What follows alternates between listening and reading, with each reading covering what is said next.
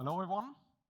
Great to be here. And we heard a lot about restaking in the morning. And today I want to talk about something that's not so publicly discussed on, and that's the whole topic of the regulatory challenges within restaking. But before starting talking about restaking, let's start with like normal staking. In normal staking, an investor acquired already an asset that he wants to hold long term and in order to support the network in general, in order to earn rewards. He is selecting a staking provider that is running the corresponding infrastructure and is earning the corresponding reward. So there's a simple one-to-one connection between delegator staking protocol and the staking provider. In restaking, in contrast, the staking investor still is choosing a corresponding restaking protocol and is also staking a corresponding staking provider, but does not have a direct impact on the restaking infrastructure that the restaking or staking provider is supporting. And that brings new responsibilities towards the staking provider. On the one hand side, he is running more infrastructure. So instead of just for one specific blockchain, he is also running different restaking protocols or applications that we call AVSs. And on the other side, he needs to come up with some kind of approach or strategy to select those AVSs. This, on the one hand side, requires more knowledge and experience in the overall field, but also has regulatory implications that I want to talk about. Those AVSs on the one hand side are those great streams or potential streams for new income. The different AVSs are paying out or planning to paying out different rewards and different rates in different tokens. So each AVS has different rewards that they are distributing. And on the other side, each AVS has a different set of risks. Different slashing risk compared to different kind of parameters that those AVSs are looking on.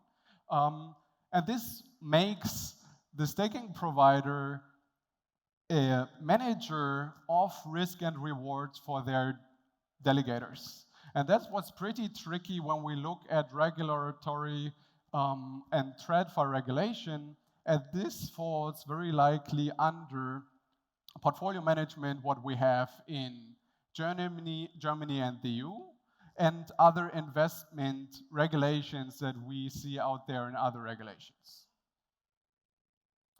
Despite the fact of these risks, we are still seeing restaking being offered. So let's have a look at what are the current solutions that those staking providers are using to still being able to offer restaking for their users. And in essence, there are three current solutions that are being used. On the one hand side, with the overall increase in complexity of staking within restaking, the new concept of liquid restaking emerged. Different liquid restaking protocols are collecting funds from different delegators and are then running their own restaking strategies for which they need corresponding restaking infrastructure. So they are partnering with different staking providers that are then running the corresponding infrastructure.